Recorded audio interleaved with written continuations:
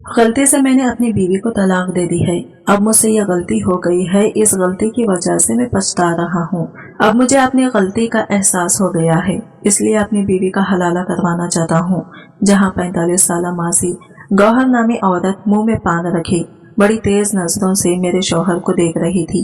इस औरत ने जमीन पर रखा अगार्डन उठाकर पान की पिचकारी फेंकी और फिर से जमीन पर रख दिया। फिर जैद से मुखातिब होकर बोली, देखो भैया, यहाँ पर जितना पैसा फेंकोगे इतना तमाशा देख पाओगे। देखो, तुम हलाला कम उम्र कुंवारे लड़के से करवाना चाहते हो तो पूरे 1 लाख रुपया देना पड़ेगा, क्योंकि कम उम्र के लड़के तजुर्बाकार से होते हैं और तलाक भी जल्दी दे देते हैं। और फिर जवान मर्द से करवाना चाहते हो तो पूरे 2 लाख लूंगी। वो पूरे 1 हफ्ता तुम्हारी बीवी को अपनी जोजियत में रखेगा। ये इन जवान मर्दों की शर्त है। ये सब बातें सुनकर मैं शर्म से पानी पानी हो गई थी। इसकी बातें सुनकर ज़ैद गुस्से से सुर्ख हो गया था और गुस्से से कहने लगा, मुझे ये सब मंजूर नहीं। फिर इस गौहर मासी ने ठंडी आह भरते हुए ये कॉलबम निकालकर हमारे सामने रख दिया। इसमें हर तरह के मर्द की तस्वीरें मौजूद थी, जिसके 40 से लेकर 60 साल बूढ़े तक की तस्वीरें मौजूद थी। अगर हलाला के फौरन बाद तलाक चाहते हो तो पूरे 3 लाख लूंगी। मेरे पास नए पठान लड़के भी पेशावर से आए हुए हैं। इन्हें अभी इस सब कीमतों का पता नहीं है। पठान तो 50,000 में सब हलाला करवाने के लिए मान जाते हैं और सवा होते ही तलाक भी दे देंगे। मैं ये बातें सुनकर मुझे अजीब सा खौफ महसूस हो रहा था। मेरा तो जी चाह रहा था कि यहाँ से उठकर भाग जाऊं। यह हलाला सेंटर था कि मर्दों का एक तवायफ खाना। मैं तो बस ज़ैद से कहना चाहती थी कि मुझ पर इतना बड़ा जुल्म ना करें। मैं ये सब नहीं सह सकती। बस वो मुझे मेरे बच्चे वापस कर दें। मैं किसी तरह से भी अपने बच्चों के साथ जिंदगी गुजार लूंगी। ज़ैद ने 50,000 की गड्डी निकालकर गौहर आपा के सामने टेबल पर रख दिया। फिर कहने लगा कि आज की रात ही पठान लड़के से निकाह करवा दें और फिर सुबह होते ही मेरी बीवी मुझे वापस चाहिए। 50,000 की गड्डी देकर गौहर आपा की आंखों में चमक आ गई थी। किसी भूखे शेर की तरह वो इन पैसों पर लपकी थी और जल्दी से पैसे उठाकर गिनना शुरू कर दिया था। लेकिन मुझे तो ऐसा लग रहा था कि मेरा दिल किसी ने अपनी मुट्ठी में दबोच लिया हो। ज़ैद के अलावा मैं किसी के बारे में तसव्वुर भी नहीं कर सकती थी और ज़ैद के अलावा आज तक किसी मर्द ने मेरा हाथ तक नहीं छुआ था। लेकिन आज तो मेरा हलाला। मैं कैसे किसी मर्द के साथ एक रात गुजार सकती हूँ? मैं बहुत बेबस हो गई थी। मैंने बेबसी से ज़ैद की तरफ देखा और नफी में सर हिलाने लगी तो ज़ैद भी आंखों ही आंखों में मिन्नत कर रहा था कि तुम्हें मेरे बच्चे और घर और मेरी खातिर तुम्हें ही यह कुर्बानी देनी होगी। मैंने जैसे ही आंखें बंद की तो मुझे बच्चों के रोते हुए चेहरे नजर आ गए। मेरी आंखों में मुसलसल आंसू बह रहे थे। थोड़ी देर में मेरा निकाह एक पठान लड़के से कर दिया। मैंने किसी तरह से ये निकाह कबूल किया था, ये मैं ही जानती थी। गौहर आपा के हलाला सेंटर के बराबर ही ये कम कीमत में ही होटल मौजूद था, जहां मुझे इस मर्द के साथ हलाला के नाम पर एक रात गुजारनी थी। तो वही होटल में मुझे गौहर आपा ये कमरे में ले गई और मुझे ये कमरे के अंदर छोड़कर चली गई। मैं बेड पर बैठे बैठे यही सोच रही थी कि क्या ये मेरी सच में आखिरी आजमाइश है या फिर आजमाइशों की शुरुआत होने वाली है। औरत ही क्यों आजमाइशों की भट्टी में हर बार जलती है। बेटी के पैदा होते ही इसे पराया धन कह दिया जाता है। मैके में माँ बेटी की परवरिश करते हुए यही कहती है कि ये तेरा घर नहीं है, तेरा घर तो तेरा ससुराल है। और ससुराल में सब ये कहते तेरा घर नहीं है जो तेरी मनमानी चलेगी, हमारा है इसलिए हमारी मनमानी चलेगी। शौहर की जाती मकान में रहते हुए भी वो समझती कि ये मेरा घर है, इसलिए इस घर को सजाने संवारने में खुद को भूल जाती है। लेकिन मर्द के 3 जुमले इसे इस घर से बेदखल कर देते हैं। इसे समझा देते हैं कि ये घर भी इसका नहीं है, जैसे वो अब तक अपना समझती आ रही थी। जिसे रिश्ते की खातिर वो हर तकलीफ को सह रही थी, वो एक लफ्जों की कच्ची डोर से टूटने वाला निहायत ही नाजुक सा बंधन था। मेरे साथ ऐसा ही तो हुआ था। क्या नहीं सहा था मैंने ये घर बसाने के लिए। लेकिन ज़ैद के 3 जुमलों ने मुझसे तो जैसे मेरे जीने का हक तक छीन लिया था। मुझे याद आने लगा जब मेरी शादी ज़ैद से हुई थी, वो कितना खुश था। ज़ैद ने मुझे अपने दोस्त की शादी पर देखा था और मुझ पर फरीफ्ता हो गई थी। इनकी वालिदा अपनी भांजी लाना चाहती थी, लेकिन ज़ैद की जिद के सामने मजबूर होकर मुझे बस ज़ैद की पसंद पर ही लाई थी। शादी के रात ज़ैद की खुशी काबिल दीद थी। मुझे अपने सामने देखकर वो ये समझ नहीं पा रहे थे कि कैसे अपनी खुशी का इजहार करें। एक बेयकीनी सी कैफियत थी ज़ैद की, इसकी तारीफ करने का अंदाज, इसकी मोहब्बत का इजहार। मुझे ये लगा कि मैं कोई अस्परा हूँ, किसी सल्तनत की शहजादी हूँ। एक रात में ज़ैद की मोहब्बत ने मुझे खुद पर इतराने पर मजबूर कर दिया था। वो मुझ पर यूं फरीबता था जैसे मेरा आशिक हो, मेरा दीवाना हो। मुझे पाकर इसने पूरी दुनिया को मुसख्खर कर लिया हो। लेकिन मर्द की मोहब्बत भी बड़ी अजीब होती है। इसे वो लड़की हमेशा परकशिश लगती है जो इसकी दस्तरस से बाहर हो, और बीवी बनते ही महबूबा की मोहब्बत 4 दिन का बुखार बनकर उतर जाता है। ज़ैद के साथ भी कुछ ऐसा ही हुआ था। ज़ैद ने जितने जज्बात मुझे शादी के शुरू दिनों में दिखाए थे, 1 माह बाद तो मुझे लगता था कि ज़ैद ये वो है ही नहीं जिसने मुझसे शादी करने के लिए अपनी वालिदा तक को मेरे घर रिश्ता लाने के लिए मजबूर कर दिया था। या शायद ज़ैद के वालिदा ने मुझसे ज़ैद की शादी इसी शर्त पर की थी कि कल को ज़ैद इनके रवैये की कभी शिकायत नहीं करेगा। वो जो चाहे रवैया मेरे साथ रखें, वो मेरी हिमायत कभी नहीं लेगा। मेरे लिए ज़ैद से शादी एक अरेंज मैरिज थी। शादी के बाद भी मुझे मालूम हुआ कि ज़ैद ने अपनी वालिदा की मर्जी के खिलाफ मुझे अपनाया है। मेरी सास का रवैया मेरे साथ शुरू दिन से अच्छा ना था। फिर इनकी वो भांजी भी बार बार हमारे घर आती और मुझे नफरत से देखती थी। मेरी सास ने मेरा जीना दोभर कर रखा था। मुझे एक पल आराम और सुकून से रहने नहीं देते थे। ज़ैद की मोहब्बत बस 1 महीना ही उरूज पर रही थी। इनके बाद तो जैसे मैं इसके लिए बस एक काम सी बीवी थी। इनकी वालिदा मुझे ज़ैद के सामने जलील करके रख देती थी, लेकिन ज़ैद की ज़बान पर एक हर्फ नहीं आता था। वो कुछ नहीं कहता था कि इसकी वालिदा का मुझसे क्या रवैया है, बस मुझसे नजरें चुरा जाता। चंद माह बाद मैं हामिला हो गई। ज़ैद बहुत खुश थे, लेकिन मेरी सास की आंखों में मेरे लिए नफरत की शिद्दत और भी बढ़ गई थी। डॉक्टर ने मुझसे कहा कि तुम कमजोर हो, इसलिए ज्यादा कामकाज मत करना और अपना ख्याल रखना। लेकिन मेरी सास ने तो मुझ पर काम का बोझ और बढ़ा दिया था। एक दिन मैं कपड़े धोकर सहन में फैलाने लगी तो कहने लगी, बाल्टी उठाओ और ऊपर छत पर जाकर कपड़े डाल कर आओ। मैंने कहा कि मुझे डॉक्टर ने यह सब काम मना किया है। तो कहने लगी, क्यों, तुम अनोखा बच्चा पैदा कर रही हो। हमने भी बच्चा पैदा किए हैं, सारे काम हम किया करते थे। ऐसे भी तुम क्या नाजुक मिजाज हो कि जरा सी सीढ़ियां चढ़ोगी तो मर जाओगी, या तुम्हारा लाला कोई अनोखा है जो खत्म हो जाएगा। मैं इन्हें तासिफ से देखती रह गई। कैसी औरत थी, कैसे मुंह भरकर इसने अपने ही बेटे की औलाद के बारे में ये सब कहा था। मेरा तो दिल ही दहल सा गया था। मेरा बच्चा अभी दुनिया में नहीं आया था और वो इसके लिए क्या क्या बोले जा रही थी। मैं इनकार की गुंजाइश नहीं रखती थी, इसलिए कपड़ों की बाल्टी उठाई और हर कदम पर बिस्मा पड़ती ऊपर चढ़ गई। दिल में यही दुआ की कि ऐ अल्लाह, ये औलाद तूने ही मुझे दी है, इसलिए इसकी हिफाजत भी तू ही कर। लेकिन मेरी सास जानबूझकर मुझसे ऐसे काम करवाती जिससे हमल जाया होने के चांसेस ज्यादा होते। एक बार मेरी सास ने मुझे एक पुड़िया दी, कहने लगी, ये खा लो, तुम्हारा बच्चा खूबसूरत होगा। मैं इन पर जरा भी शक ना करती। अगर इन्हें मेरे बच्चे होने की कोशिश होती या इनकार, ये मेरे साथ अच्छा होता। लेकिन जैसा अब तका नका मेरे साथ रवैया था, मेरा दिल शक व शहबात में पड़ चुका था।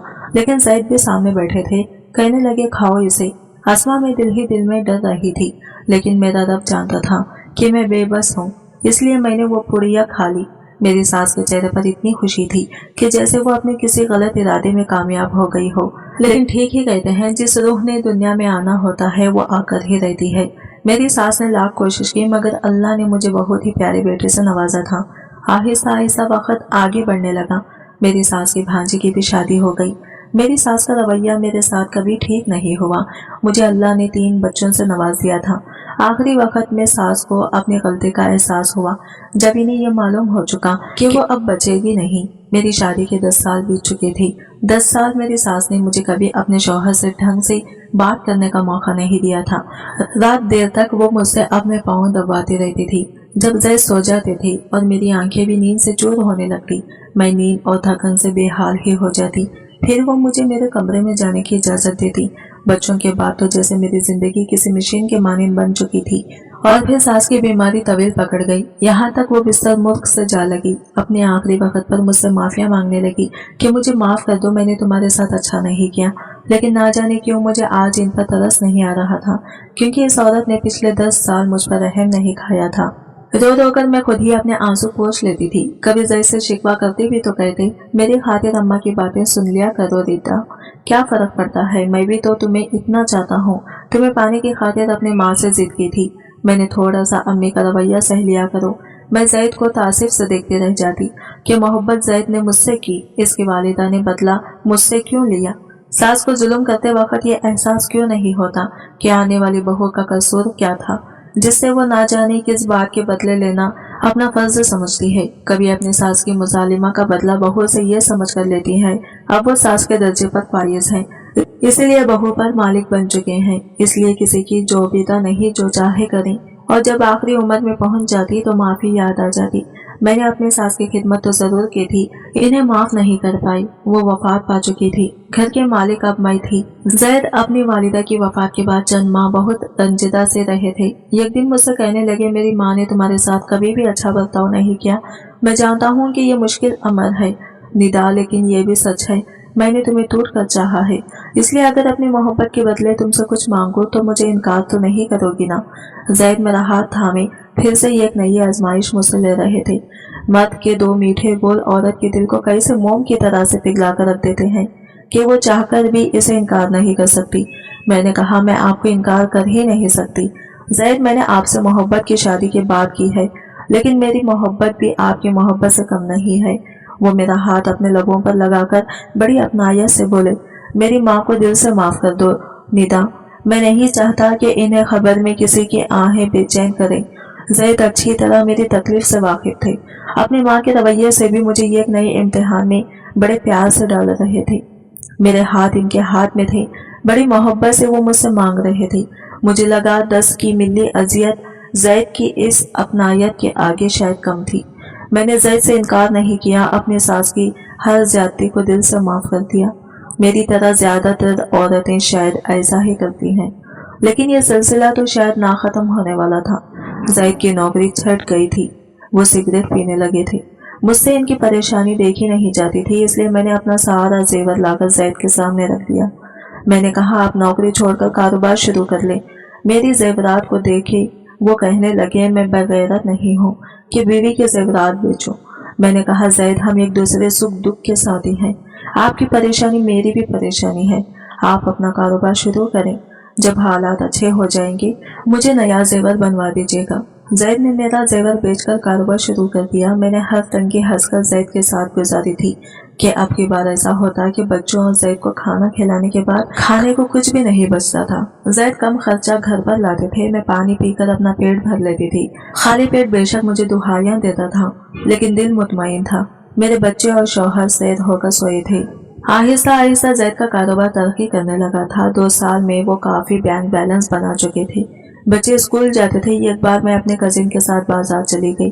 बच्चे घर पर अकेले थे। मुझे यही लगा बस 2 घंटे में वापस लौट आऊंगी, लेकिन मुझे क्या खबर थी रास्ते में जुलूस निकाला जाएगा और आपस में दोनों सियासी मुखालिफ पार्टियों में झगड़ा बढ़कर पथराव शुरू हो जाएगा।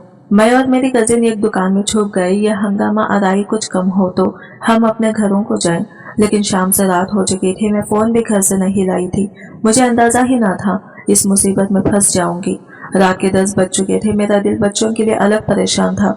जैद का सोचकर भी मैं परेशान होने लगी थी, क्योंकि मैं दोपहर को सोए हुए बच्चों को छोड़कर बाजार के लिए निकल गई थी कि 2 घंटे तक लौट आऊंगी। बच्चे भी बेखबर थे कि मैं बाजार गई हूँ और जैद मुझे घर पर ना पाकर ना जाने कितने परेशान होंगे। मैं 11 बजे रिक्शे में अपने घर पहुंची थी। दरवाजा जैद ने ही खोला था। वो गजबनाक से खैर भरी नजरों से मुझे देख रहे थे। बच्चे सो चुके थे। मैंने कहा, जैद, मैं बाजार गई थी, लेकिन वहां अभी मैं जैद को बताने ही लगी थी कि मेरे साथ क्या बीती है। उन्होंने मेरे मुंह पर बहुत जोर से थप्पड़ मारा। कहने लगे, मुझे तुम्हारा कोई झूठा बहाना नहीं सुना। जब से मेरी माँ मरी है तुम तो आवारा हो गई हो। तुम्हें ना मेरे घर की फिक्र है ना ही मेरे बच्चों की परवाह कि वो तुम्हारे पीछे से भूखे रो रहे होंगे। मैं घर पहुंचूंगा, तुम्हें ना पाकर मेरा क्या हाल होगा। तुम्हें बस अपनी अय्याशियों की परवाह है। वो मेरी कोई बात सुनने को तैयार ही ना थे। इन्हें लगा मैं दोस्तों के साथ बाजारों में घूमने गई थी। मैंने कहा, जैद, मैं 2 घंटे में ही वापस आ जाती, लेकिन बाजार में हादसा हो गया था। लेकिन वो इतने गुस्से में थे कि मुझे कोई भी वजाहत सुनने को तैयार ना थे। कहने लगे, दफा हो जाओ मेरे घर से, जाओ इन्हीं सहेलियों के साथ रहो जिनकी संगत के खातिर ना तुम्हें मेरे घर और बच्चों की परवाह है ना मेरी फिक्र है। रात के 11 बज रहे थे और जैद मुझे घर के अंदर आने नहीं दे रहे। मुझे बाहर की तरफ ढकलने लगे।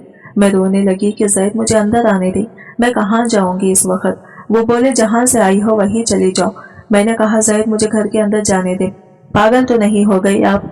क्यों गली में मेरा तमाशा बना रहे हैं? आसपास के घरों की खिड़कियों से लोग झांक कर देखने लगे थे। मुझे नहीं मालूम था कि मेरी इतनी सी बात पर ज़ैद यूं भड़क उठेंगे। कहने लगे, तुम्हें मुझसे बात करने की तमीज ही नहीं है, तुम मुझे पागल कह रही हो?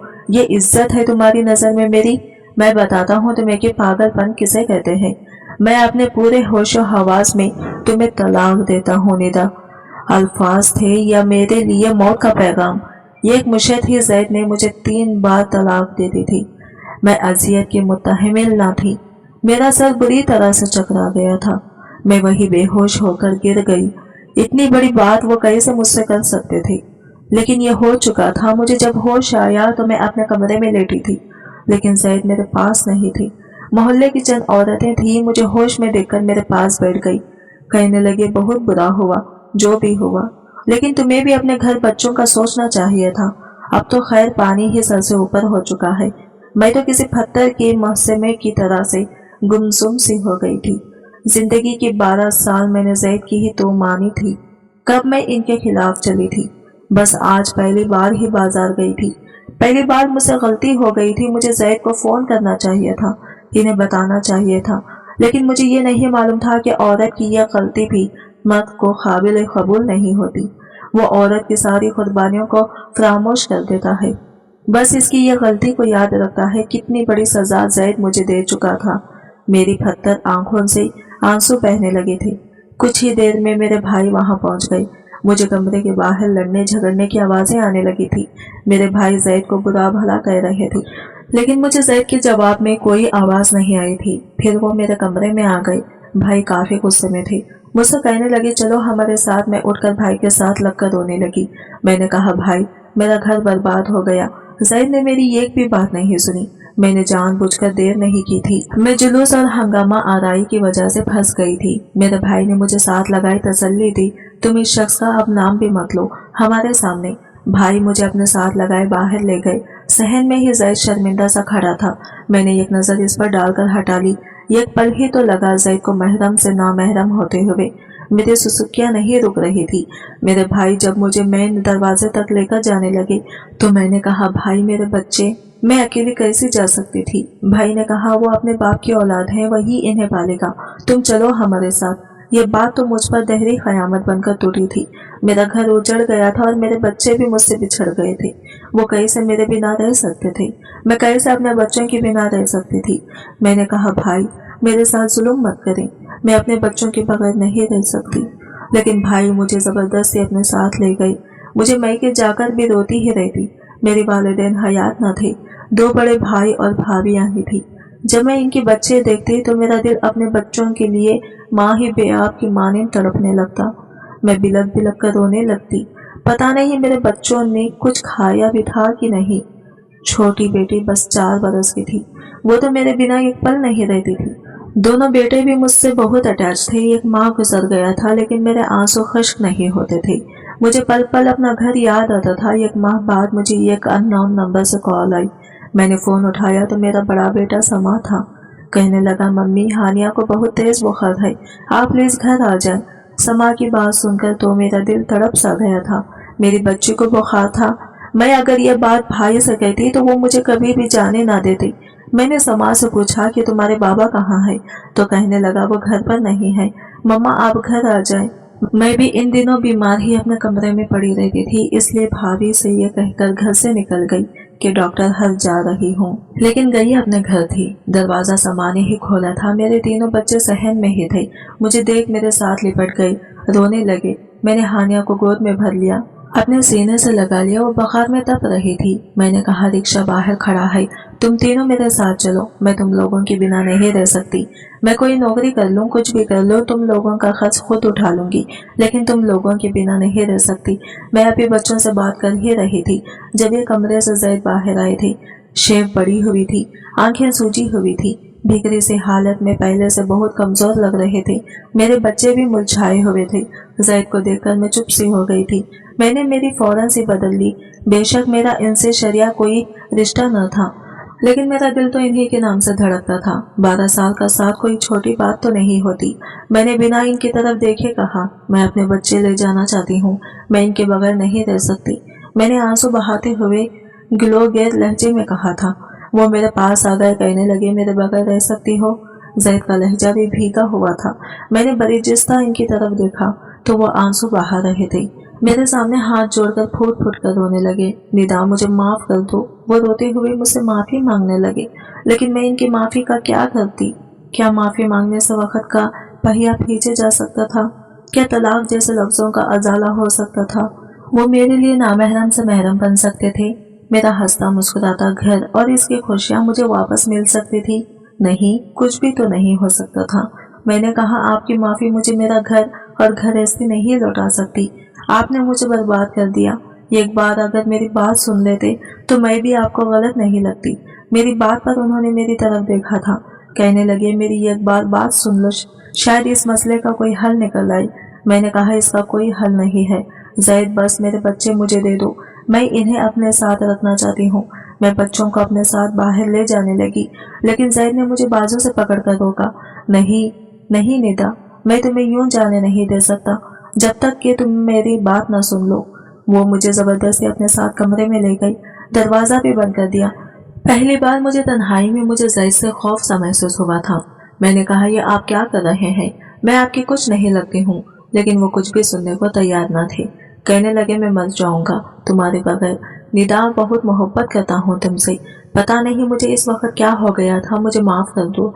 देखो, मेरी बात सुनो, हमारे पास एक रास्ता है जिससे हम फिर से एक हो सकते हैं। मैंने कहा, ऐसा कोई रास्ता नहीं है।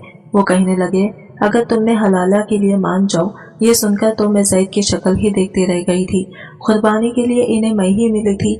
मैंने इन्हें तासीफ से देखकर कहा, जैद, बेशक मेरा आपसे कोई रिश्ता नहीं रहा, लेकिन मैं किसी दूसरे मर्द का तस्वुर भी नहीं कर सकती। इसलिए बेहतर यही है कि आप मेरे बच्चे मुझे दे दें। मैं अपनी जिंदगी बच्चों की खातिर तन्हा गुजार लूंगी। वो कहने लगे, तुम्हें क्या लगता है तुम्हारे भाई मेरे बच्चे पालेंगे? नहीं निदा, वो तुम्हारी शादी किसी और से करवा देंगे। तुम्हें यकीन नहीं आता तो बेशक पूछ लो उनसे। ये कहकर उन्होंने मेरे दोनों हाथ पकड़ लिए। मुझे एक करंट सा लगा था। मैं अपने हाथ इनके हाथों से खींचने लगी। वो कहने लगी, बहुत मोहब्बत करता हूँ तुमसे।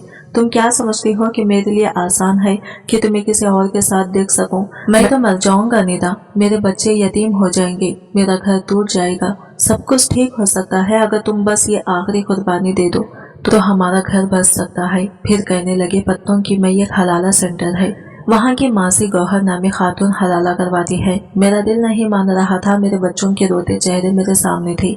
एक माँ कमला कर रह गई थी। मेरी बच्ची बीमार थी। भाभी को भी मैंने ये कहते सुना था, अपनी बहन का दूसरा बंदोबस्त करो। मेरे पास अपना घर बचाने का दूसरा कोई रास्ता न था, इसलिए मैंने जैद की बात मान ली और इसके साथ पत्तों की हलाला सेंटर पहुंच गई। औरत के लिए शायद इससे बड़ी आजमाइश और कोई हो ही नहीं सकती कि वो दूसरे मर्द के साथ एक पल भी गुजारे। मेरे लिए एक लम्हा अजियतनाक था। मुझे इस शख्स की संगत का सोचकर दिल दहल रहा था जिसके साथ आज की रात गुजारनी थी। वो शख्स कब कमरे में दाखिल हुआ तो पिश्तों में कुछ बोल रहा था। मैंने एक बार भी नजर उठाकर नहीं देखा था कि वो कौन है। मेरी आंखों से तो बस आंसू बह रहे थे। वो मेरे पास आकर बैठा तो मैं सिमट कर पीछे हट गई। मेरा दिल ऐसा था जैसे किसी ने मुट्ठी में लेकर मसला था।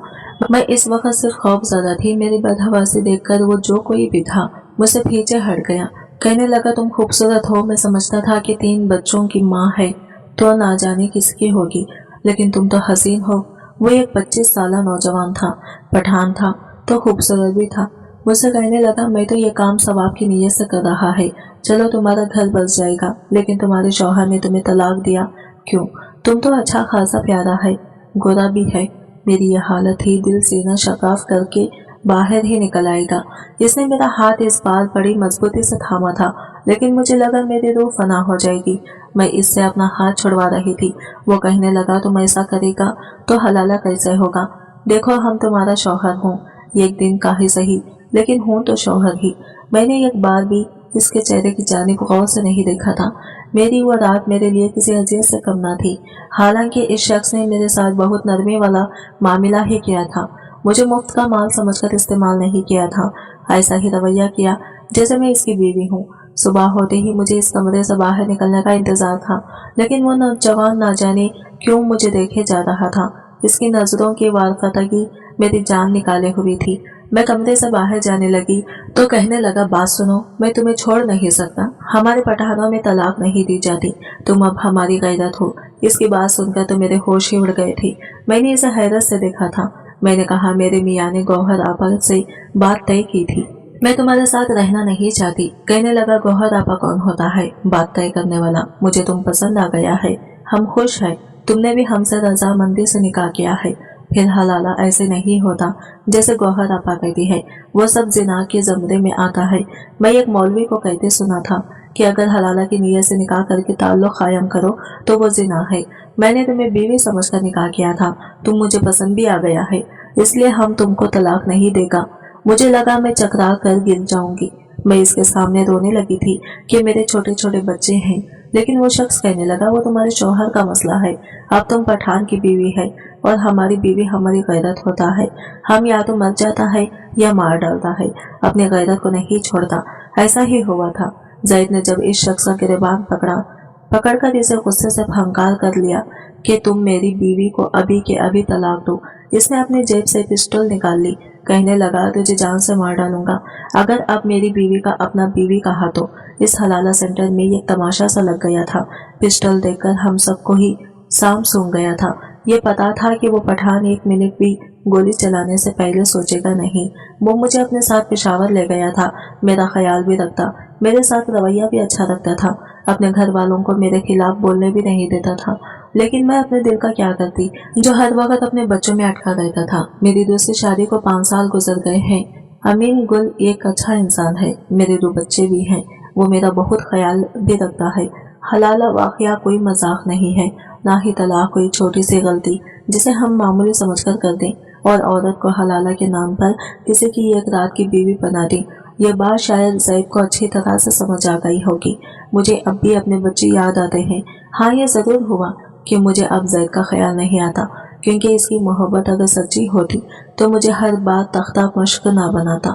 अमीन गुल बहुत अच्छा शौहर साबित हुआ। वो 2 बार मुझे मेरे बच्चों से मिलवाने भी ले गया था। मेरी भाभी भी एक बार हमारे घर आई थी, इन्हें भी अमीन गुल बहुत अच्छा लगा।